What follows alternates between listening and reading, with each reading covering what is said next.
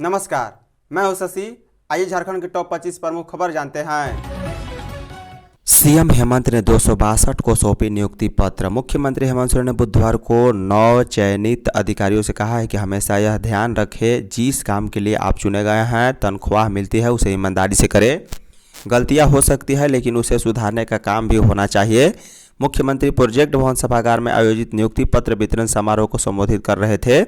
समारोह में 9 चयनित 56 खाद्य सुरक्षा पदाधिकारी, 151 विशेषज्ञ चिकित्सा पदाधिकारी, 29 वरिष्ठ अस्पताल प्रबंधक तथा 26 वित्त प्रबंधकों को औपचारिक रूप से नियुक्ति पत्र प्रदान किया गया। मुख्यमंत्री ने कहा है कि राज्य सरकार स्वास्थ्य सेवाओं को सुदृढ़ बनाने के लिए निरंतर प्रयासरत है। वर्तमान में स्वास्थ्य क्षेत्र में मानव बल को और मजबूत करने की आवश्यकता है, जिसे ध्यान में रखते हुए आने वाले समय में भी बड़े पैमाने पर नियुक्तियां की जाएगी। 9 चयनित अधिकारियों को संबोधित करते हुए कहा है कि आप अपनी जेहन में यह जरूर रखिएगा कि आपको जो तनख्वाह मिलती है वह कहीं न कहीं आम नागरिकों की है। आम नागरिकों को समय पर सुलभ और बेहतर चिकित्सा सुविधा उपलब्ध कराना सरकार की जिम्मेदारी है और उसे सुनिश्चित करने के लिए हर स्तर पर कार्य किया जा रहा है। झारखंड मौसम 4 दिन सताएगी उमस भरी गर्मी। झारखंड में मौसम रुक रुक कर अपना मिजाज बदल रहा है। बारिश के इस दौर से बीच अब अगले 4 दिनों तक राज्यवासियों को उमस भरी गर्मी का सामना करना पड़ सकता है। मौसम विभाग के पूर्वानुमान के अनुसार इस दौरान दिन के समय आमतौर पर आसमान साफ रहेगा। इसके चलते अधिकांश हिस्सों में गर्मी बढ़ेगी। विशेषकर पलामू में अगले 3 दिन के दौरान तापमान 40 डिग्री से 42 डिग्री सेल्सियस के बीच पहुंचने के आसार हैं। हालांकि दिन भर मौसम साफ रहने के बाद बादल छाएंगे और कुछ इलाकों में हल्की बारिश भी होगी। राहत की बात यह है कि 28 जून से मौसम में एक बार फिर बड़ा बदलाव दिखेगा। रांची के मौसम विज्ञान केंद्र के वैज्ञानिक अभिषेक आनंद ने बताया है कि रांची समेत राज्य में अगले 3 दिन मानसून कमजोर रह सकता है। इस दौरान राज्य में गर्मी बढ़ेगी। हालांकि कुछ हिस्सों में कहीं कहीं गरज के साथ बारिश भी हो सकती है। 28 जून से राज्य में मौसम में बदलाव होगा और बारिश भी होगी। राशन वितरण और गैस सब्सिडी के लिए ई-केवाईसी जरूरी। राशन कार्ड में नया नाम जोड़ने के लिए पहले ई-केवाईसी कराना अब अनिवार्य होगा। राशन वितरण व्यवस्था में पूरी पारदर्शिता सुनिश्चित करने के लिए खाद्य सार्वजनिक वितरण एवं उपभोक्ता मामले विभाग ने सभी राशन कार्डधारियों के लिए ई-केवाईसी की व्यवस्था को अनिवार्य कर दिया है। लाभार्थियों का ई-केवाईसी किए बिना अब राशन कार्ड में किसी भी नए सदस्य का नाम नहीं जोड़ा जाएगा। इसके साथ ही राशन कार्ड में दर्ज परिवार के सभी सदस्यों का ई-केवाईसी निःशुल्क कराया जा रहा है। बता दें कि रांची जिला प्रशासन के अनुसार ई-केवाईसी का उद्देश्य लाभार्थियों का सत्यापन करना, अपात्र और फर्जी कार्डधारियों की पहचान करना तथा खाद्यान्न वितरण प्रणाली को और अधिक पारदर्शी बनाना है। इसके माध्यम से वास्तविक जरूरतमंदों तक सरकारी योजनाओं का लाभ सुनिश्चित किया जा सकेगा। खाद्य आपूर्ति विभाग ने सभी जिला पदाधिकारियों को दिशा निर्देश दिया है कि किसी भी परिस्थिति में ई-केवाईसी के बिना नया नाम जोड़ने की कार्रवाई नहीं की जाए। खाद्य आपूर्ति विभाग का मानना है कि इस व्यवस्था से अपात्र लोगों को लाभ लेने से रोका जा सकेगा और पात्र लाभुकों को समय पर राशन उपलब्ध होगा। पतरातू की दूसरी यूनिट से बिजली की आपूर्ति शुरू। झारखंड में बिजली आपूर्ति को लेकर बड़ी राहत की खबर है। पतरातू विद्युत उत्पादन निगम लिमिटेड ने पतरातू सुपर थर्मल पावर परियोजना की दूसरी यूनिट के वाणिज्यिक संचालन की आधिकारिक घोषणा कर दी है।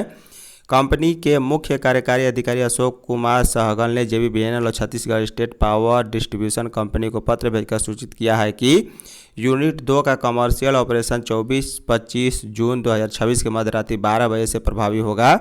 इस घोषणा के साथ ही झारखंड को जल्द ही 680 मेगावाट अतिरिक्त बिजली मिलने के रास्ता साफ हो गए हैं। राज्य सरकार और जेबीवीएनएल लंबे समय से इस यूनिट से बिजली आपूर्ति शुरू होने का इंतजार कर रहे थे। हाल ही में ऊर्जा सचिव के श्रीनिवासन के निर्देश पर जेबीवीएनएल के महाप्रबंधक संजय सिंह ने पीवीयूएनएल को पत्र लिखकर बढ़ती मांग को देखते हुए जल्द बिजली उपलब्ध कराने का आग्रह भी किया था। पारदर्शी व डाटा आधारित शहरी प्रशासन विकसित करें मुख्यमंत्री हेमंत सोरेन ने बुधवार को झारखंड सरकार के नगर विकास एवं आवास विभाग के अंतर्गत जुड़को द्वारा संचालित जीआईएस आधारित शहरी प्रबंधन प्रणाली परियोजना की प्रगति की समीक्षा की। इस दौरान अधिकारियों को राज्य में पारदर्शी और डाटा आधारित शहरी प्रशासन विकसित करने का निर्देश दिया है। यह परियोजना राज्य के 49 शहरी स्थानीय निकायों में आधुनिक, पारदर्शी एवं डेटा आधारित शहरी प्रशासन विकसित करने की दिशा में महत्वपूर्ण पहल है। समीक्षा बैठक में मुख्यमंत्री को अवगत कराया गया है कि इस योजना के पायलट प्रोजेक्ट के रूप में रांची, धनबाद एवं गिरिडीह नगर निगमों का चयन किया गया। इन तीनों नगर निगम क्षेत्र में हवाई लाइडर सर्वेक्षण का कार्य सफलतापूर्वक पूर्ण कर लिया गया। डिजिटल मैपिंग, जीआईएस लेयर निर्माण एवं डाटा प्रोसेसिंग का कार्य प्रगति पर है। परियोजना के अंतर्गत जियो टैगिंग आधारित संपत्ति सर्वेक्षण, शहरी परिसंपत्तियों की विस्तृत मैपिंग और जल निकायों की निगरानी तथा आधुनिक जीआईएस आधारित डिजिटल प्लेटफॉर्म विकसित किया जा रहा है। इसके माध्यम से भवनों, सड़कों, स्ट्रीट लाइट, विद्युत पोल, जल स्रोतों सहित अन्य शहरी परिसंपत्तियों का सटीक डिजिटल अभिलेखीकरण सुनिश्चित किया जाएगा। वरिष्ठ गंभीर बीमार दिव्यांग कलाकारों को 4,000 पेंशन। मुख्यमंत्री हेमंत सोरेन के दिशा निर्देश पर झारखंड सरकार ने राज्य के वरिष्ठ गंभीर रूप से बीमार एवं अस्थायी रूप से दिव्यांग कलाकारों की सामाजिक एवं आर्थिक सुरक्षा सुनिश्चित करने की दिशा में पहल की है। सरकार ने महत्वपूर्ण निर्णय लेते हुए मासिक निवृत्तिका योजना की स्वीकृति दी है। पात्र कलाकारों से आवेदन आमंत्रित किए गए हैं। चयनित कलाकारों को 4,000 प्रति माह सम्मान राशि प्रत्यक्ष लाभ डीबीटी के माध्यम से उनके आधार संबंधित बैंक खातों में प्रदान की जाएगी। कला संस्कृति विभाग के निदेशक आसिफ एकराम ने बताया है कि यह योजना उम्र, गंभीर बीमारी अथवा अस्थायी दिव्यांगता के कारण आर्थिक कठिनाइयों का सामना कर रहे कलाकारों के लिए महत्वपूर्ण सराहनीय सिद्धि होगी। उन्होंने कहा है कि यह पहल कलाकारों के जीवन अर्पण योगदान के प्रति राज्य सरकार के सम्मान और कृतज्ञता का प्रतीक है।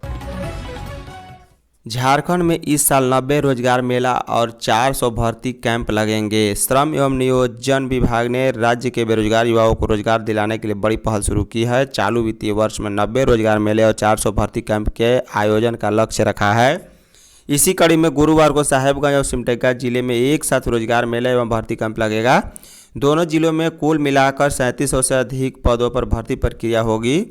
निजी क्षेत्रों में होने वाले इस रोजगार मेले में बिलकिट, फ्लिपकार्ट, बिग बास्केट, स्विगी सहित कई नामी गिरामी कंपनियां शामिल होंगी। साहेबगंज के मेले में 14 कंपनियों ने 1700 से अधिक पदों पर भर्ती की घोषणा की है। इसमें सीनियर असिस्टेंट के 200 पद और विजन इंडिया में असेंबली लाइन ऑपरेटर, ट्रेनी और एसोसिएट ऑपरेटर के 375 पद, SIS लिमिटेड में गार्ड सुपरवाइजर, SLV और GTO सहित 320 पद हैं। वहीं L&T construction skill training institute में सिविल फिटर और वेल्डर और इलेक्ट्रीशियन के 110 पद हैं। LPG सब्सिडी के लिए 7 दिन में करा ले eKYC। 1 जुलाई से बिना eKYC LPG उपभोक्ताओं को सब्सिडी नहीं मिलेगी। ऐसे में जिन LPG ग्राहकों ने अभी तक अपनी eKYC प्रक्रिया पूरी नहीं कराई है, उनके पास अब बेहद कम समय बचा हुआ है। LPG उपभोक्ताओं के लिए eKYC कराने की अंतिम तिथि 30 जून है। 1 जुलाई से जिन लोगों का eKYC पूरा नहीं होगा, उन्हें मिलने वाली सब्सिडी बंद कर दी जाएगी।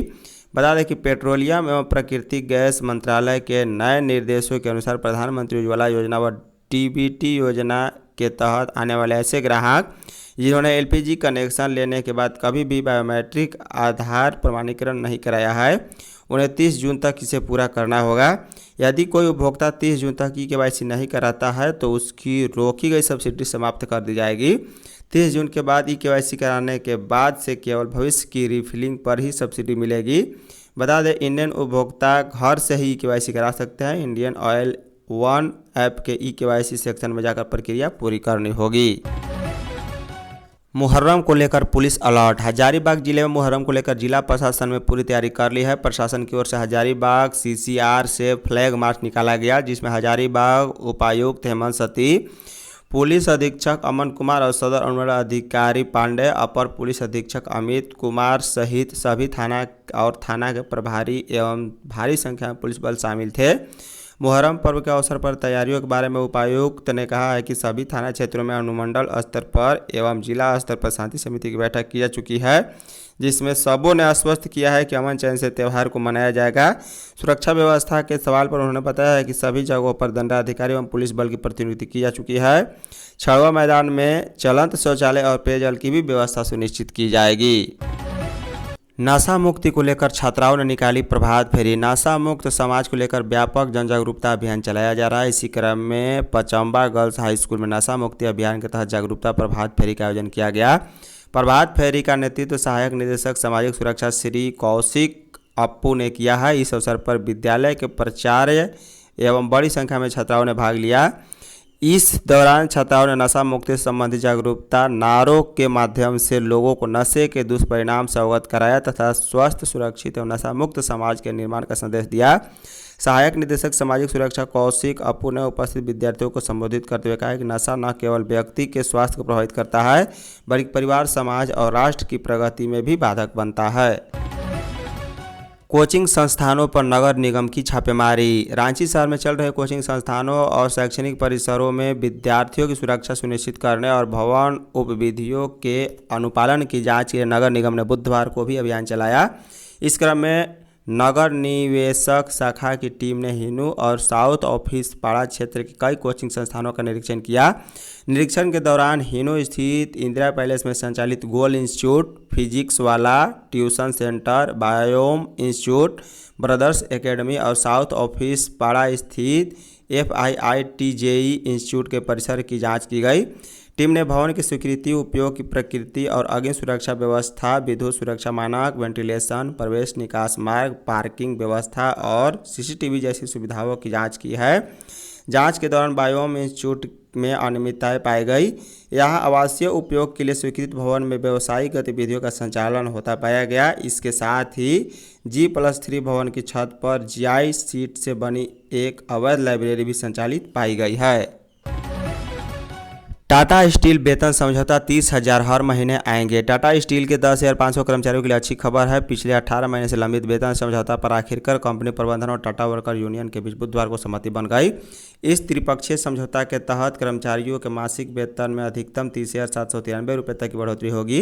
कर्मचारियों को अगस्त माह से ही इस बढ़े हुए वेतन का लाभ मिलना शुरू हो जाएगा, जबकि पिछले 18 महीने का बकाया नवंबर माह में एकमुश्त दिया जाएगा। यह समझौता 1 जनवरी 2025 से लंबित था। बुधवार शाम उप श्रमायुक्त अरविंद कुमार की मौजूदगी में हुए इस समझौते पर कंपनी की ओर से CEO सह MD TB Narendran, chief people officers Atreyi सामान्य व CHRO जुबिन पालिया और यूनियन की ओर से अध्यक्ष संजीव चौधरी ने हस्ताक्षर किए हैं। धन्यवाद।